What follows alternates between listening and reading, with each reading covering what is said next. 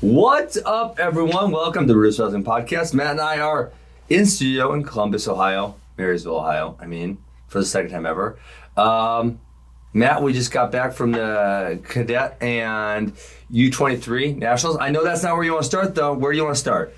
Well, I think some of the things that we didn't talk about with Cassar, Anthony Cassar, I know there's been speculation. That officially came out after our last podcast. Right. Officially, there was rumors going back that he was going to get another year. He didn't just get a year. He actually got 2 years, which 2 more years. I've never heard of. Well, wait. No, Grant Leith was the first one to ever get 2 years. Did he get 2 years? Which was last year. Well, remember he was a junior technically, and they essentially gave him 2 more years. So he was a sophomore this year. We were like reversed aged. And then he got hurt again. So who knows? Maybe he'll get like 3 years. He'll be like one of the oldest college seniors of all time. 28-year-old college senior. I would take it. College is a great time. Yeah. Wish I could have stayed there. Yeah. I always told guys, why get a job when you can stay in school? Yeah. Get your masters, get your PhDs. Stay in it as long as you can. So, Matt, now I believe it was the Daily Collegiate. You're familiar with State College. Is that the name of the paper? Yeah. There? Yeah. The okay. Collegiate. They put out an article, and it had quotes from Anthony Cassar. And Anthony Cassar did not seem 100% certain he was going to go wrestle another year. What did you take on that? There's a variety of things, right? Number one, the college grind, we've talked about it. Yeah. To make it through 5 years, the wear and tear that you have to actually have to go through. So that was his 5th year this year? That was his 5th year. Mm-hmm. And then you compound that by throwing in 3, I think he's had 2, maybe 3 major surgeries that had completely taken away full seasons, complete years. Yeah. So the recovery, you have to go through that, getting back to where you're completely healthy to compete. Doing that for 7 complete years. I can see 7 years. I can see why he's hesitant to do it, right? Yeah, and then the other thing that I brought up earlier is like, dude, if you gave me more years to wrestle in college, I would have loved to wrestle. If you would have given me more years of college classes to do, I would have said, I'll wrestle, but I don't know about all these classes. Maybe we don't do the classes and I just go and wrestle. So, he's going to have to be, in some way, shape, or form, a full-time student. Even if it's a master's degree, still a full-time student, which means, hey, I don't know that he wants to do more school. Maybe that's part of it. And I don't blame him, right? Yeah, I didn't like school. But I think actually in your graduate program, you can be considered fully enrolled in 6 hours. I think it might be 9. It might be 9. As opposed to in your undergrad, you got to be minimum at 12. But some of those graduate classes, obviously, they meet less, but there's a greater requirement of work done. I remember you had to write like a certain amount of papers, or it's been years. But in your grad work, that's pretty much it's just term or papers 3, 2, 3, 4. That's a pain in the butt in and of itself. Especially if you don't like writing, which I never did. So the prospect of that could be the tipping point, right? Not the wrestling. There's the wrestling dynamic, but then the school introducing that, like most people, by the end of their 5th year, are like, I don't want to go to class. And he alleges that he wants to go fight again. So there's that, or he not fight again. He wants to start fighting. So there's that pulling him. And, fighting, I always say, there's only X amount of years you have. And so X amount is X amount. If he does 2 more years of college wrestling, it could be X amount minus 2. If he's got another surgery or 2, that could be the end of it for him. And so I think now we're talking like who's the damn basketball player this year that they said should stop playing basketball so he makes money in the NBA? The guy from Duke. I don't watch basketball. So Zion Williams. Zion, thank you. Yes, remember they were saying remember he had the shoe blowout and they were saying, okay, he's got to be done because you don't want to blow a knee out. Because he missed like 2 weeks of 2 weeks of the season because he blew out of his shoe. So that could be like Cassar. Cassar's the first-round draft pick for the UFC. They need young heavyweights. All they got is old bum heavyweights. They need a young guy coming in there. Literally, he could. I'm sure if he said, I want to fight, he's going to have offers from both Scott Coker and Dana White tomorrow. Yeah, immediately. So he's going first round of the draft. He's foregoing his last 2 years of college eligibility. Yeah, so as a first-round MMA draft pick, you get a signing bonus. Like a lot of these guys, if you're a top 5 pick, you got guaranteed money. Right? I bet you get, I think Bellator would give some signing bonuses. I don't know that the UFC has done that. I'm not certain on that, but it doesn't. None of those ever became public. And I know some of the talks we've had, and we haven't discussed it much on the air, but you're a proponent. If you're going to go MMA, like you said, yes, and you have a limited window of your competitive career, one, your competitive career, but two, getting up to speed and actually being proficient. Because there's a money-making period. Right. You got to build up to that. Right. Yeah. So, I mean, you're a big proponent. If you're going to do it, jump in as quickly as you Right now, can. I told Bo Nickel, I mean, if you're going to do it, don't if you want to go one more year to 2020, go one more year. Don't go to 2024 and then you're 27, 28 years old and then you're going to start doing it because then by the time you're making money, you're 31, 32. And dude, listen, I'm fighting as a 34-year-old. Like physically, my best years, enjoyment-wise, my best years are behind me. Now, skill-wise, I've built up, so I'm doing fine. But, those guys, I can't imagine. So I started when I was, 24. I just turned 24 after the Olympics. I can't imagine had I waited one more Olympic cycle, tried to wrestle another 3, and then started at 28. Oh my God, I can't even imagine what that would have been like. So yes, start as early as possible. And that's if that's something truly that Andy Cassar wants to do, it's probably something you should consider doing as quick as possible. Now, on the other side of that, we're sitting across the table from each other right now. If Cael's sitting across the table from Anthony Cassar, I got to assume he's making a pretty damn good argument for Anthony Cassar to stay in college 2 more years, and he's convincing. Because they need him.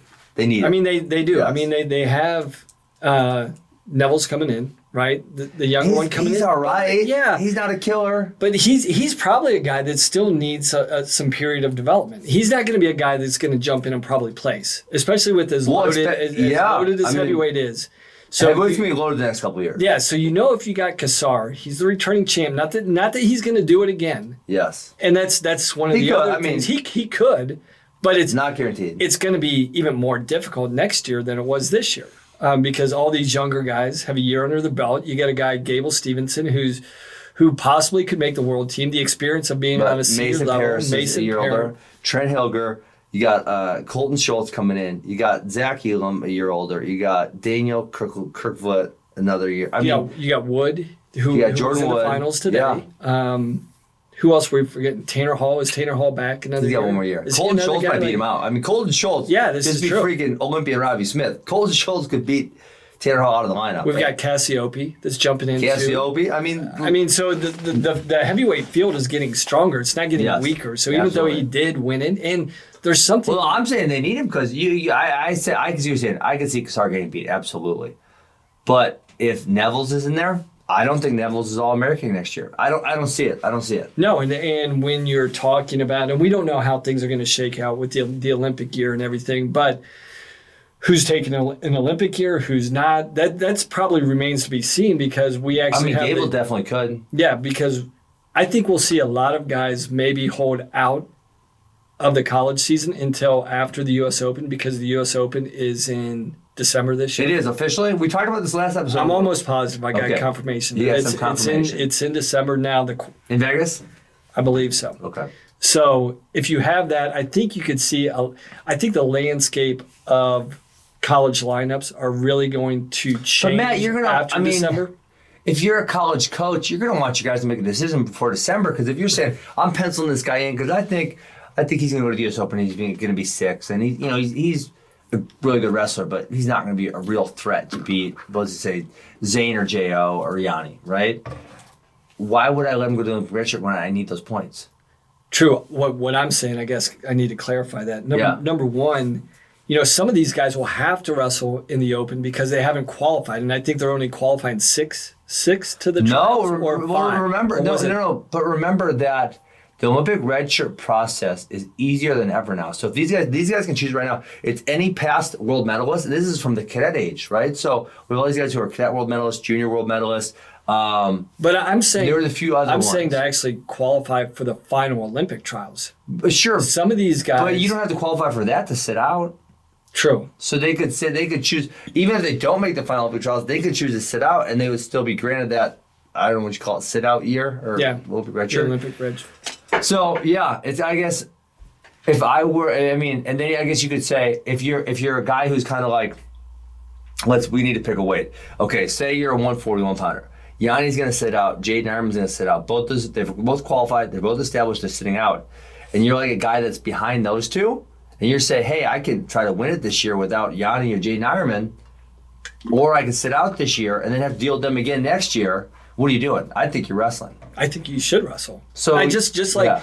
it remains to be seen, but it looks like Iowa. They're going all. Iowa's going all in. They're going 2020. all in to win the NCAA title in Iowa's 2020. Where some guys like Ironman, you know, he legitimately should sit out and take an Olympic year. I think the way he's improved and grown, Yes. I think there's a legitimate shot that he could make the finals. Well, I would make the argument that unless Yanni's going to go up, if you're Ironman, winning a title with Yanni or winning a title without Yanni, winning a title without Yanni, easier, 100%. Take that guy out the field, way easier.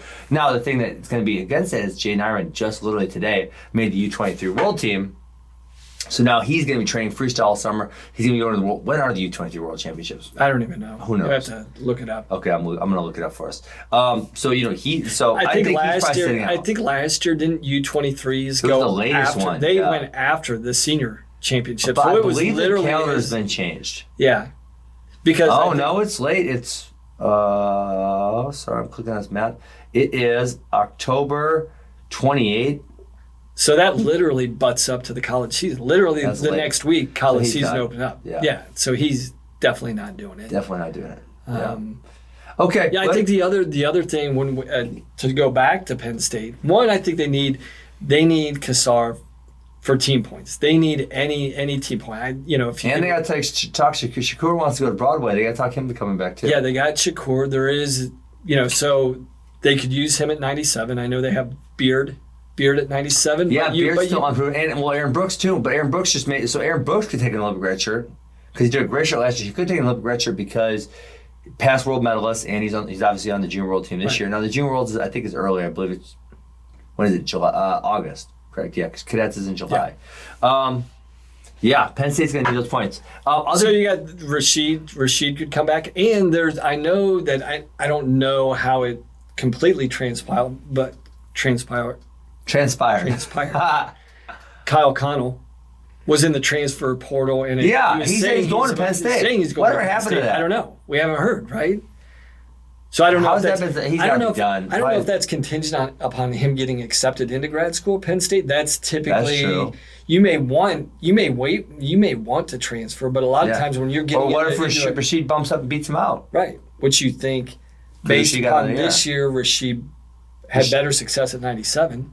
So Rashid could beat out Connell for sure, though. I think. Yeah. Yeah. Okay. Yeah. But you would think. I mean, if you're trying to hedge your bets as much as you can, Rashid at 97, Cassar at heavyweight. Yeah. Oh yeah. That kind of like shores up your lineup a little bit. It gives it a little bit more stability than they thought they might have heading into this year after losing. Well, yeah. If you take Cassar and Shakur out, 97 heavyweight, Penn State, the cupboard's bare. I mean, Beard's not a big 84, I don't think. Brooks obviously at 74. You got Mark Halst. It's not like you need him in the lineup this year. So then who do you put at 97? We talked about Neville's at heavyweight, but I don't think he's an All-American. So you're not going to get a lot of points on 97 heavyweight. So I think Cael is going to be convincing enough to get Anthony Cassar to go to school for at least one more. I'm not going to give you 2 more years. At least 1 more year. Cael will get Anthony Cassar to come to college. Yeah, I'm with you. Okay. Other big news this week. Seth Gross transfers to Wisconsin. This is something I, obviously kind of knew was in the works. It's kind of the worst kept transfer in the history of college wrestling. Correct. Right? Yeah. I mean, I think so. And so now, to make it official, it would be his 3rd transfer, but because he graduated college from South Dakota State, he is allowed to go enroll in a graduate program somewhere else. It's not, I don't know, it's called something else besides the transfer. And so he enrolled in graduate program at University of Wisconsin, and he will be the starting 133 next year for Wisconsin, which makes the Big Ten 133 was sick this year. Yeah. Can you imagine next year? It's going to be ridiculous. You're going to have Soriano, DeSanto, RBY, Gross. I'm going to go to this list. Pletcher, if he comes back. Lezak's graduating. I mean, it's going to be totally ridiculous. Stevan Michik. Yeah, I mean, Damn. it's even tougher. Michik could Olympic red shirt. You would think. I mean, yeah.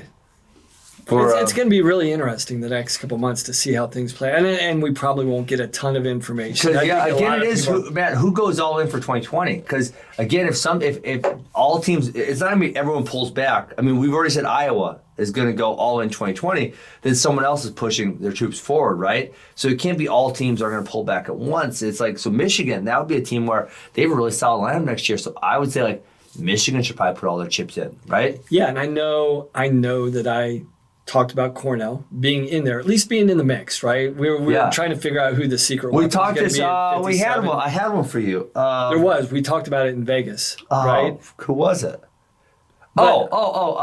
Julian Ramirez, their secret weapon, I think. Yeah. Okay. But there could be something. Does Vito take an Olympic year? Does Yanni take an Olympic year? Yanni said he is. Yeah. So I mean, it looks like on the surface right now with the information we have. So they might hold off for another year. I mean, with Yanni, you take one guy out of the mix, and that kind of destroys their chances. Yeah. The other guys are kind of, every team's trying to see what the scenario is, but you take Yanni out of the mix, that's probably, there goes the real opportunity for them to win a national title. But, okay, Matt, so Michigan is there. I think they're an exceptional case because they figured out this gimmick where they get guys wrestle for other countries. So like Michik is Serbia. You got Amin is wrestling for. Oh, what the hell is he wrestling for? Is Amin over? Is it Syria? Lebanon? No, Lebanon. I think he's wrestling for Lebanon. So I mean, you guys, or is Abinator Lebanon? Abinator's Lebanon. You're right. So Miles Amin is somewhere else. Miles Amin. San Marino. Big San Marino's population. How do you get Miles Amin wrestling for San Marino? And he did well at the both him and his brother, and I believe Miles did well at it was the Europeans maybe, or something. And so that's another guy where you're like, okay, you get him an Olympic red shirt. I mean, he's an exception. You get him an Olympic red shirt, and Mark Hall's gone. He's gone. I mean, he's winning a national title in 2 years. Yeah, you got to say, this is your year. Yeah. I mean, you don't want to say, you just have to be honest with your athletes sometimes. Hey, if one of the best guys isn't in there, and it increases your likelihood, two all-timers, Matt. I mean, really, Mark Hall and Zahid, they're all-timers, especially without each other. Without each other, they might both have 4 titles. 4. Yeah. Oh man, that's crazy, right? Yeah. So I mean, it's really going to be interesting. So if you're Michigan. You could redshirt Mason Paris. You could redshirt Miles Amin. You could redshirt Stevan Michik. I mean, sit those 3 out and come back in 2021, and you're sitting pretty. You got a really good team. Iowa's got a few of the best guys graduated. My thing too, and I know we tend to always just talk about the national championship, but actually winning a team trophy is difficult. I mean, look at the runs that Missouri's gone on for the last since They've won the end of your 2 trophies. Yeah, from the end of your career to now, they've only got 2 team trophies. That's top 4, and this is a team that's always hovering 3rd, 4th, 5th, 6th in the rankings all the time. Getting in the top 4. It's hard to get a trophy. Mm-hmm. So even having the opportunity to say, could we win it? Yes. Could we get a trophy? When a lot of these programs, they've never won a team trophy. Yeah. That's a big deal. That is huge. I know even for us, like, in between like the end of Troy Sunderland's tenure and then Cael taking over, when we got 3rd in 2009, was it? Mm-hmm. That was the first time in over a decade Penn State had gotten a team trophy. And that's a team that everybody, now they're used to them winning, but Penn State historically was always in the mix for a trophy. Yep. But even then, even in 2009, it had been a decade since the program had even won a team trophy. So that in and of itself is a significant thing for most programs. Absolutely. Hey, Matt, so not to take us off topic, but I'm a geography nerd. Did you know San Marino is completely encompassed within Italy? Yeah, isn't it? It's like a microstate. So it's they've got 2 microstates, right? They've got the Vatican City and they have San Marino. It's only got 33,000 people in the whole country. You think he's the only wrestler? He's got to be. He's got to be the only wrestler on the team, right? Miles and Malik Amin, only wrestlers on San Marino's team. They have to be. How do you, what's the likelihood that you have descent from San Marino, this very tiny little specific place with 32,000 people, the likelihood that you have descent from there? That's crazy. Yeah. Is Michigan making stuff up?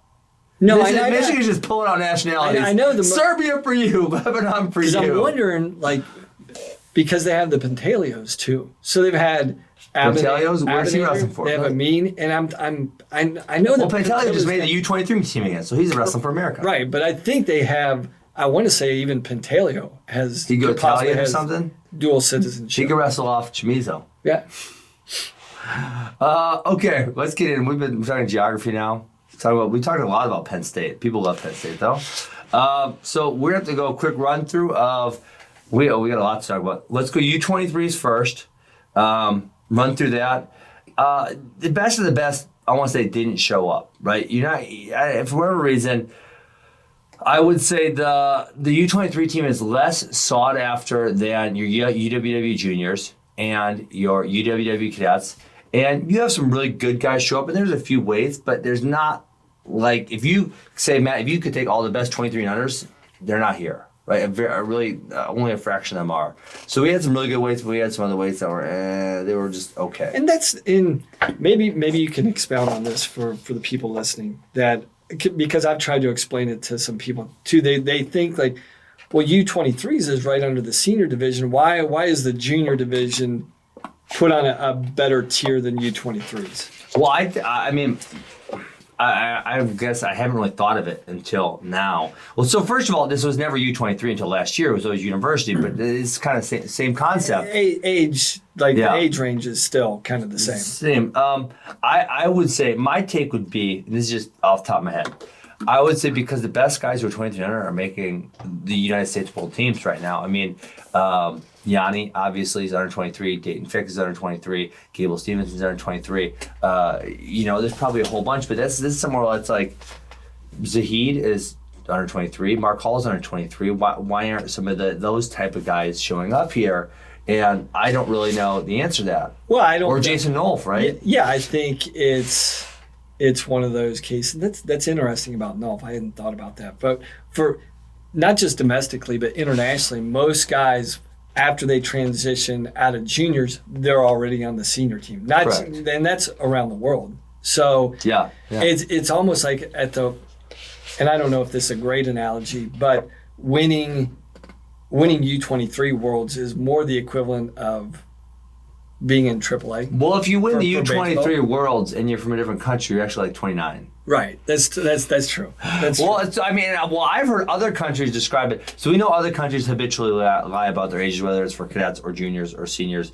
Like, so I can't remember who was just talking about Sedgelive, and they found like 4 different birthdays for him, and he won a cadet world title, and then the next year he wins the senior world title. Like, come on. So, it's one of these things where I've heard in other countries, it's like their first best guy is, the senior representative. Their second best guy is their U23. The third best guy is their junior representative. Yeah. And they kind of move it on down. But yeah, I don't know why. And, even if it was as simple as making kids not attend this tournament, I would think that USA Wrestling would want to put together the best U23 team as possible. And so recruit some of these guys and give them a way to maybe wrestle off. Maybe it's, hey, if you're top 6 at the US Open and you don't make the senior team, you can have a special wrestle off.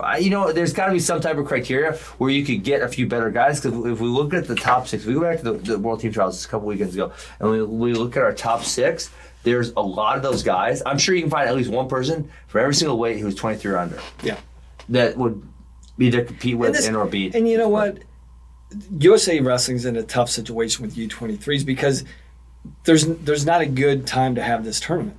Because right now, everybody's out of school. Yeah, everybody's out. And so this is typically the month where guys get to go home, rest, recover, recharge a little bit. Yeah. And then most of the guys are back mid-June, early July, doing the camps, summer training cycle, all that. So, as a college coach, to keep those guys motivated. Yes, and especially the wrestle UWW juniors. Yeah. It's tough. No, you're right about that. But that's what I think maybe if there was a way to recruit some of the best guys to give it, and maybe you limit it to, hey, if you take top 3 at the trials, you get a wrestle off, right? So there's not that many people, or highest placing guy, top 3, right? There's got to be some type of criteria where you could get that you say, I'm going to incentivize you to be on my U23 World team because I want the best U23 World team as possible. And there's got to be some way to incentivize guys, especially guys who maybe just graduated college, who have not made the senior world team, they can make money, right? You can pay him to be on the team, and you can get like Jason Nolf. How much international experience has he had? The answer is not very much. He needs give him a world championship. Right. Miles Martin, give him a world champion. Give him a world champ because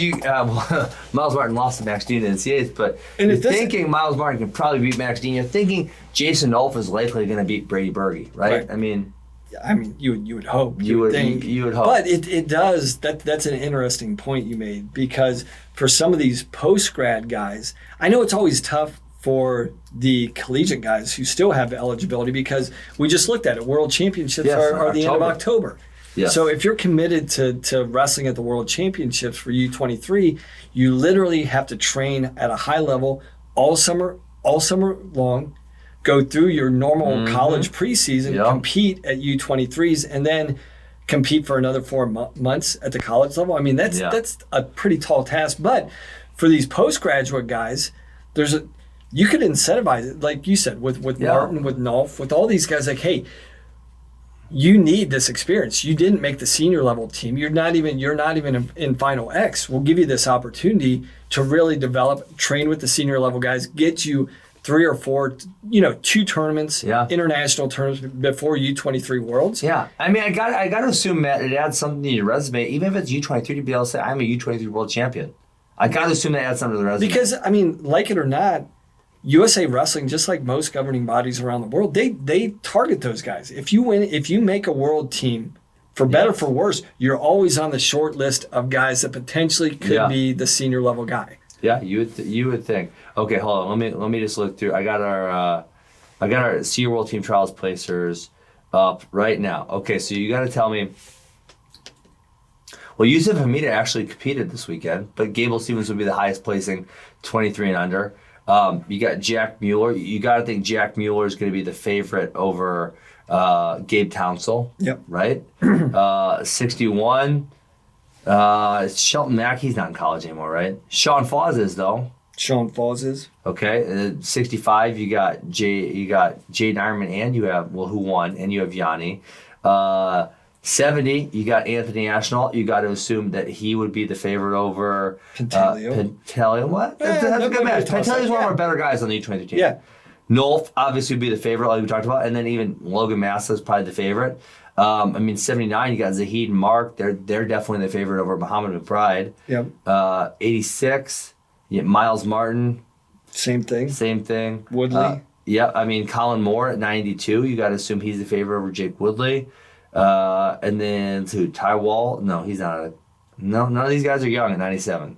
So we just gave you 9 out of 10 weights. Well, Ben Green Ellis was at the U23s, and he got a whooping by who did he get whooped by? Singletary teched him. Oh yeah, Chase Singletary teched him, which is a result that you would not expect to see. No, and that's the guy I've been riding high on all year, Honus. Mm-hmm. But that's one of the downsides of doing a big tournament plus doing a best 2 out of 3. It's a hard weekend, bro. Especially when you get make weight twice. Twice.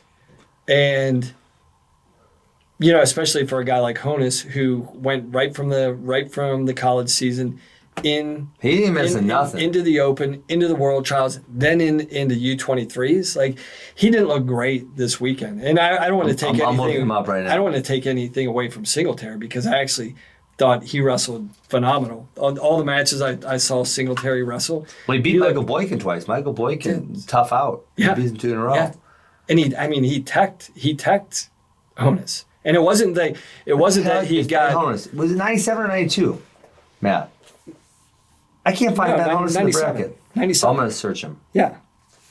Okay. Yeah, because he got beat by Singletary in the semis, right? Oh, and then he said he called injury after that. Yeah.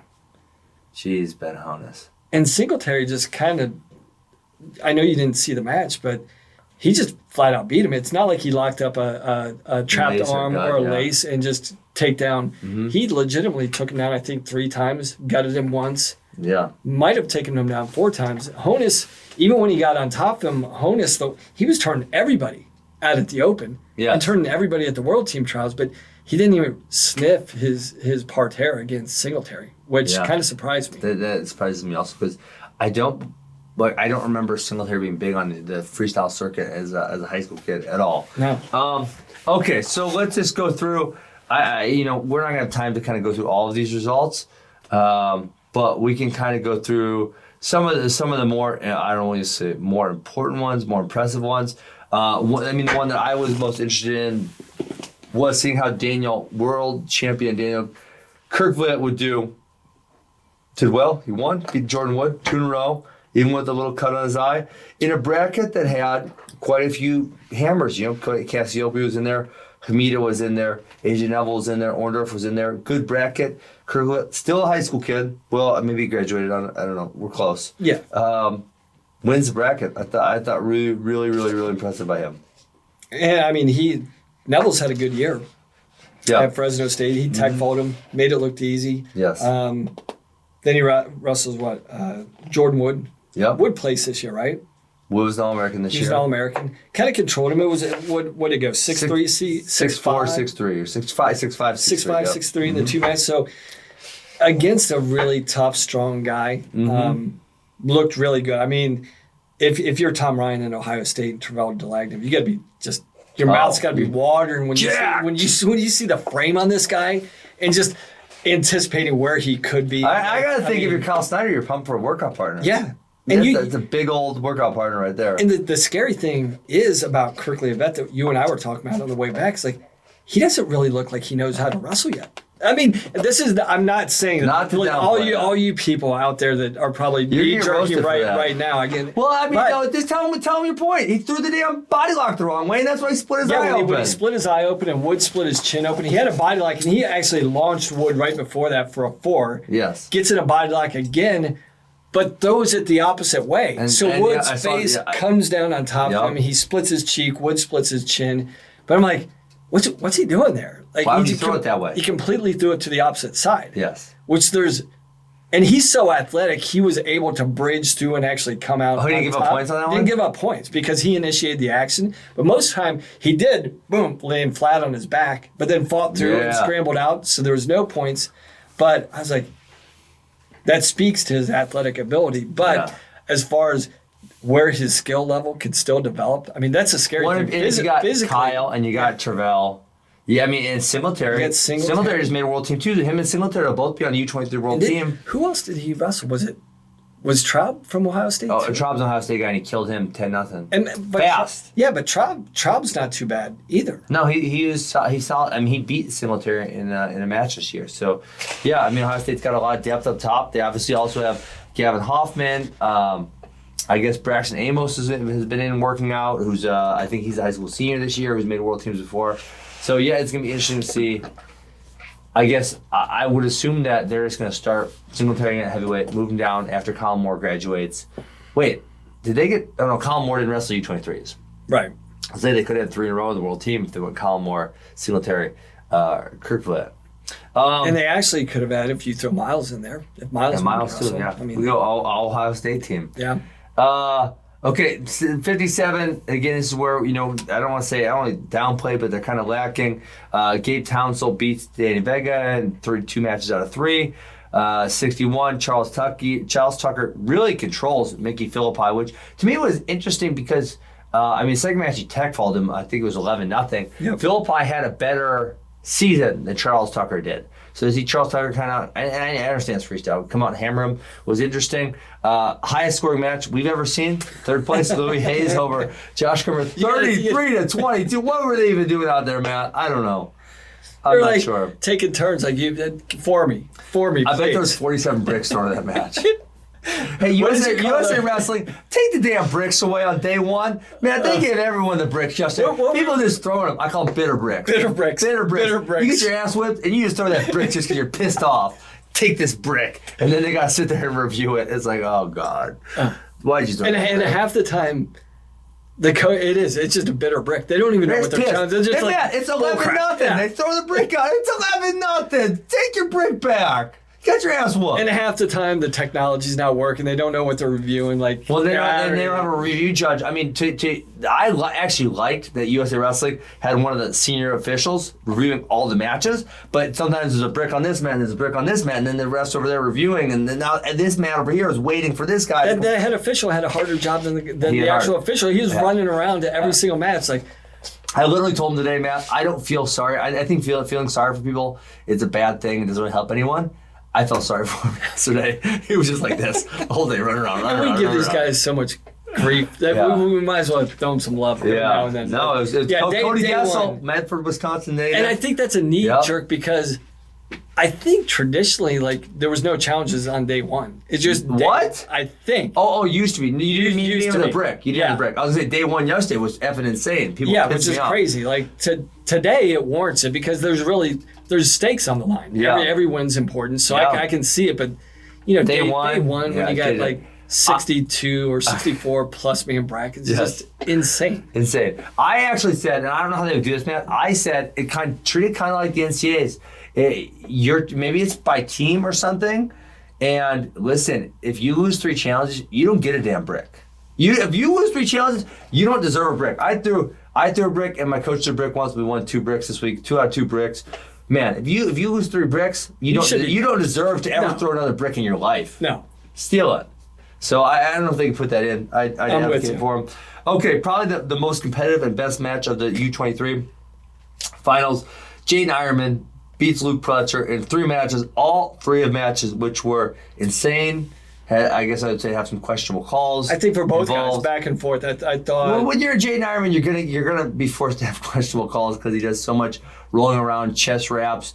And, figuring out who's initiating stuff, I think, is probably one of the hardest things for a lot of referees. I tell you what, Pletcher was a real style matchup. Yeah. He posed a lot of style difficulties for Ironman because he gets off his knee so quick.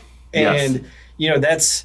Russ, you try and finish with Ironman down on the mat, like, you're going to lose most of the time. Yep. But he gets... Pletcher, actually, he did so good adjusting, especially in match 2, where he wasn't even hitting to his knee. He was doing more of a snatch, high single. Head outside. Yeah. Mm-hmm. And very good. So, it was a great, great match. Okay, so 65 then we're going, 70 is next. That's Al Pantelio's weight. No one really, they weren't competitive with him. He kind of... the one thing that was kind of head-scratching is that Hoffman, I don't want to take anything away from I don't even know Jimmy Hoffman. I don't know. Man, I want to say that when I've talked to the coaches at Lehigh, they're really high on this guy. Yeah. I'm not really familiar with him, but I know when I've talked to him, they've talked about him before. He had a big signature win against Matthew Klodzik, which we kind of like on paper, when you look at who's in the bracket, you kind of think Pantaleo versus Klodzik in the finals. Hoffman kind of spoiled the party. Okay, next weight we got Muhammad McBride. Stutzman coming through with another world. Sorry, I skipped a weight. Okay. Brady Berge. Hammer smashes everyone. Tech fall. Bumping up from 149 to 163. He looked like he felt good. Looked like he felt good. But there also wasn't a huge amount of depth in this weight class. No. Your number 2 seed was... Who was it? I'm blanking on who it was. Oh, Anthony Artelona, who again was also a 149-pounder. He loses first round to Phil Conigliaro, who tried to give me a lesson on Bitcoin this week on Twitter. Phil, we're almost back to 9,000. And not much else to talk about this bracket in my opinion. Next weight, Muhammad McBride takes out... who did he take out in the finals? I'm blanking again on this one. Montanona. Anthony Montanona from Oklahoma. So Stutzman seems like he gets a world team member every year. He had 23s. Alex Smythe last year. How did he actually get a world team member, bro? Alex Smythe did not have a good college year. He's good at freestyle, though. Who did he beat Wick. That's the thing. I'm shocked. I don't know what to tell you. He beat Wick last year, right? He did, to make the team. Yeah, absolutely. I don't know. I don't even know what to say. I'm shocked. Stutzman gets another one. 86, Max Dean. There wasn't a huge amount of competition for him. He kind of rolled everyone. I guess kind of close in the semis. Well, Bonacorsi, good match. Bonacorsi had him down 8-0. 8-0.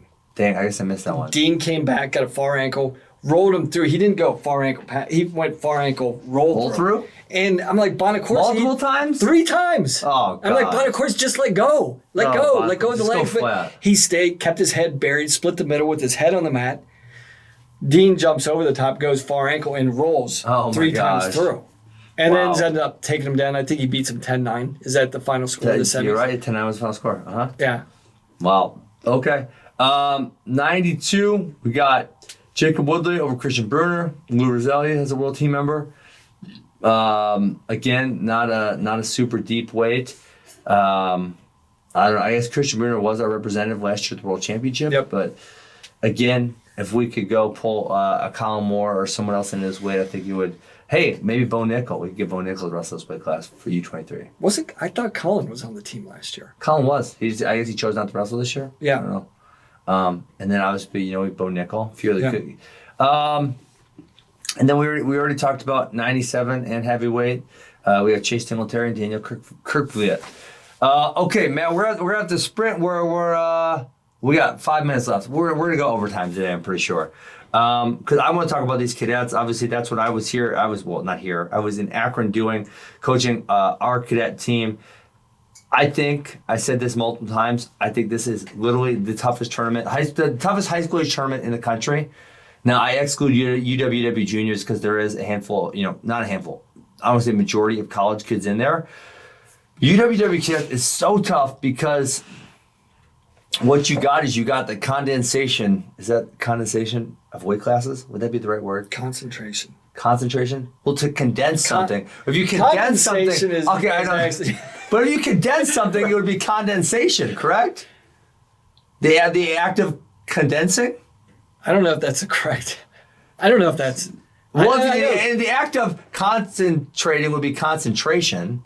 So the act of condensing. It's condensing, right? You're condensing the weight classes? We're condensing the weight classes. Yes. So, we got, 121, 132, 143. And so essentially you're getting, 126 and 132 are at 132. You're getting 138 and 145 at 143. You're getting 152 and 160 at 156. You're getting, all of these guys who are from different weight classes all essentially meeting in the middle, wrestling. And it just creates these really, really incredibly difficult brackets. And what's so crazy, the other thing is the physical development of these guys. Some of these guys have jumped a couple weight classes since the high school season. All these guys are in such different states of maturation. Yeah. That you just don't know. I mean, it's interesting to see some of these matchups and where they progress, where they develop. I think it's insane the difference from the 15-year-olds to the 17-year-olds. I mean, I specifically had some 15-year-olds that are, they win everything for their age group, and then you bump them up, and they can't compete with the 17-year-olds yet. They don't have the juice for it. So, for you as a coach, especially with young guys, do you give them an opinion or suggestion, or do you think, hey, at this age you should jump in? Doesn't matter. No, we have a very strict qualification process, but even it's like the top two at state, or they had to win a certain amount of matches at Fargo last year. But even the kids who are top two at state, a lot of them are getting smashed, and that's just how good it is. But for some of them, they win so much at a state level. I want them to come here and get there. I know they're going to get their ass. They need to get beat. Yeah, and right? even I brought up to our kids. I talked to our kids on home. Hey, Keegan O'Toole and Parker Keck guys, and both were ranked number 1 in the country this year. They placed out of 6 tries that combined once. That's crazy. Once, isn't right? it? And they both ended up number 1 in the country. And so, it's a learning process, it's development. And Parker never placed here, and he has number 1 in the country. It's just the weight classes are so tough, they're so deep, and you have to be on point in every single match. If you look at what was the one weight class, 60 kg. If you look at that weight class, a guy we raved about this guy. We raved about him last year. Shane Van Ness. He wins Super 32. He wins everything. He wins Beast. He won everything. He went 0-2, Matt. He lost first round. He didn't win a match. That's insane. And this was the number 1 guy in the country. We raved about how good he was, how he can wrestle everywhere, how he's got great cardio. We just talked about him. And he goes 0-2 in this bracket. It's totally mind-blowing. But I think I sent you a text last night when we were talking about this. I always liked the discovery phase of this age in an athlete's career, because this is where you kind of, when you're in the 14, 15, 16, this is where you really decide if you want to commit fully in. Yeah. I think so for sure. I think these are some of the experiences. You get your lunch handed to you. You're like, do I really want to do this? Look how far off I am. But then you look at O'Toole. Yeah. 2 years later, he's in the junior finals, yes. right? Yeah. Mm-hmm. So you can close the gap so quickly. And in freestyle, you talked about earlier, kind of in the other sense of similitary and honus, but it can be one move. It could be a takedown or a lace, and all of a sudden, or takedown and you're a trapped arm, and all of a sudden it's over. Yeah. You know what I mean? It can be literally that quick. And so, every loss, you shouldn't take it as like, oh my God, I suck. It could, hey, it's one. I mean, the other thing is the 4-pointers. Hey, if you got a bad ref and you hit a double leg and they call the chest wrap and say you're double leg, that's an 8-point swing on one move. I mean, it's one of those things that I'm sure you tell your guys. Look, and it's the old analogy. You have to beat everybody on the mat. Literally, you have to beat the guy, and you've got to beat the ref too, because some of these refs, especially in freestyle, they don't have a lot of experience. The less experienced people, like it or not, they get thrown in the lowest age group. So at cadets, these refs literally they don't have a really good understanding of the scoring system, and so you could have things go against you left and right, and so you have to be really dialed in. You've got to be emotionally mature too as a young kid. If you're going to get a bad call, you're going to get a bad call at some point. Yep. And how do you handle it? How do you navigate it? Yeah. Okay, well, let's hit these results really fast. Yeah. Well, first of all, I'm so impressed by Blair's recruiting ability. They recruit better than Penn State does. they got guys from everywhere, bro. So this first kid, especially some of these lighter weights, Matt, this is our first introduction to these kids. We've never seen them before. I don't pay attention to anything, middle school. I don't pay attention to that stuff. This is where the names are just starting to get out. So this Mark Anthony McGowan, he's a freaking animal. I don't know him. He's from Florida. He's going to go to Blair from Florida. He's good. He's really, really, really good. Kind of watched him the whole way through. Just great technical, slick. I mean, kind of at this weight, you have to be slick because that's, there's not a lot of power at this weight. But I'm super impressed with him. The next weight class, Steve-O. You know what's funny? You don't see very many. You thought when he put this video out, well, I got to meet them when I was traveling doing camps with Journeyman. And you thought, do you remember the Steve-O video? I do, because I was up in New York. Oh, because you were in New York, yeah. I remember one of my assistants brought it in, you got to check this kid out. So you think okay, whichever dad put this out, he's an idiot. Yeah. This is ridiculous. This is going to burn out by 9 or 10. But then I met them. The dad's super just low key. The kid is super, just super mature from a young age. And now, so now we're seeing that kid who had the little mohawk and throwing the headlocks everywhere. He's not just a headlocker. He's freaking good everywhere. I want to say, I'm looking at the placing right now. I want to say he tech faulted everybody. I'm going to go back and look at this. I think. Well, I know right here he's got an 8. No, he pinned. He tech faulted both kids in the finals. Yeah. Yeah. So yeah, I'm pretty sure he ran through the entire tournament. He literally tech faulted everybody. I'm going to defer to you because you had your eyes on this a lot more than I did. Yeah, he tech faulted everybody. So, man, I definitely see. I think, and this is a good brag. I see him winning a world medal this year. I think for sure he's the ranked number 1 in the country. He's the real deal. And so 51 kilograms. Richie Figueroa, number 1. He actually drops. So he's a previous world medalist. He won a world medal last year at the cadet level. He dropped the match to this Jordan Williams kid out of Oklahoma. This Jordan Williams kid, he's.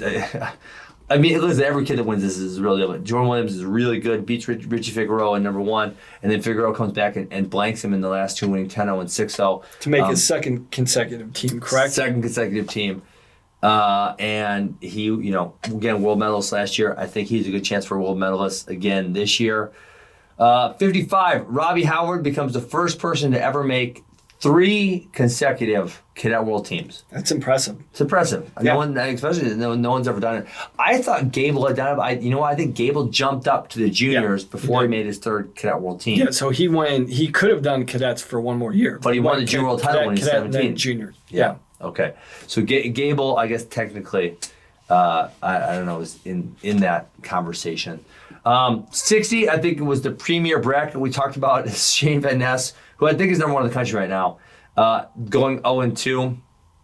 And so this was just a bloodbath from round 1 and then round 2. And then 16, Anthony Ferrari comes through. So let me just go through some crazy.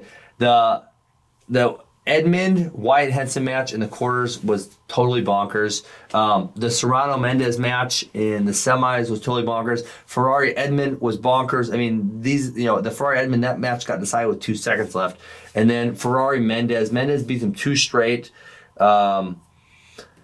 Yeah, and looks really good doing it. This is I know Jesse Matt has won everything as a kid. I was never super impressed with him, but the guy just keeps on winning and winning and winning. And I mean, there's something to be said. I mean, most of the times I think we categorize guys' future prospects by how dominant they are. Like, oh, he tech vaulted his way through this tournament. Mm-hmm. He's on a different level. Some guys just, they figure out how to win and do whatever it takes just to win at a young age. And they continue. See, some of these guys, they just are those guys that know how to win those 1, 2, 3-point matches all the way through, regardless of the competition or the stature of the tournament. Yeah. So super impressed with him. More impressed, I guess. Like I said, I wasn't previously that impressed. Ryan Sokol, a guy who had a lot of success 2 years ago, but he's had some serious injury issues in the last year. Comes back, and I believe he won 2 straight. Yeah, he did. He won 2 straight over Derek Fields. Derek Fields is a kid, an Ohio kid that I hadn't really heard of. I don't really know this Arsenal team, Matt. I didn't see it. Yeah, Ohio's funny because Ohio changes clubs all the time. They do. I come in, I'll see a new club, and I'll be like, I swear I didn't see them last year. Where the hell did they come from? There's always new clubs popping up, and I'm still getting. I've been back in Ohio for just over a year now, so I'm getting back up to speed. So I don't know who this Arsenal club is, but they had some really, really tough wrestlers, and I had never heard of Derek Fields before, but obviously he's pretty okay. I'm gonna look him up. Arsenal Wrestling Club. No, this is Pennsylvania. It's not Ohio. Okay. Anyways, we'll figure more about them later. 71. I thought this was one of the most look forward to matches for me. Anthony Facundo, again, previous world medalist. He has to go 3 matches with Travis Mastro Giovanni. First one, Mastro Giovanni wins. And then the last 2 were super close, but Facundo gets it done. So he'll be his second world team in a row. And I heard he struggles to make this weight class, but obviously the weight jump is gigantic, Matt. The weight jump goes from 156 to 176. So I heard he does struggle to make this weight. Maybe that accounts for some of. I mean, he's got a huge body. He looks big, right? He does. 156. Yeah, and I think that's probably one of those things. Like it's like, okay, given the timing of Cadet Worlds, I think I can probably make this through the summer, but not after that. So you probably made that decision going in, like, yeah, it's going to be difficult. It's going to hurt a little bit. I can probably do it for three more months to the World Championships, but after that, definitely going to have to move up. Because he didn't look good, and he has a 2-1 win over Jackson Smith. He got a 4-3 win over AJ Kovacs. I mean, just didn't look like himself. And I think that, when I heard the weight cut explanation, I'm like, oh, that makes a lot of sense because he's usually super dynamic. Super offensive. So that'll be interesting to see how the weight cut affects him all the way through the world. The Worlds is earlier this year. I believe it's like July 8th or somewhere around there. Next weight, Clayton, I believe his name's Clayton Ulray. Rylan Rogers, a guy I never heard of. Now, we're trying to figure this out, right? Blair's he's from Washington. Maybe a Chandler Rogers, his brother. We're not 100% sure. Yeah, we're trying to figure this out because Rogers is from Washington, the state. And Ryland's picture has a picture with him wrestling Zach Esposito. But the spelling's different, right? Rogers-Chandler's got No, I was wrong. I was wrong. I looked it up. Rogers. So it could. Or some relation. I'm gonna guess cousin or something. Yeah. I think the Rogers family moved to Stillwater. I thought they did too. But Ryan Rogers is going to Blair next year from Washington. Blair recruiting better than Penn State. Clayton Roy looks outstanding the whole tournament. Another really tough weight class. I didn't know much about Clayton Roy. I knew the Wisconsin coaching staff. I'd heard them say his name a whole bunch of times. I knew they were really high on him, and so obviously he comes through and wins. Super tough bracket. We got 2 more weight classes. 92. I thought this final was good. Kyle Haas. There's 2 good Haas's in this bracket, but Kyle Haas. Are they twins? Are they related? No, they're one's from Kansas and one's from California. No relation. Wow. Well, I don't know. There's no relation. I know they're from the same state, and that's all I know. So Kyle Haas from Nebraska, who I guess is, from what I've heard, was a half brother of Tyler Caldwell.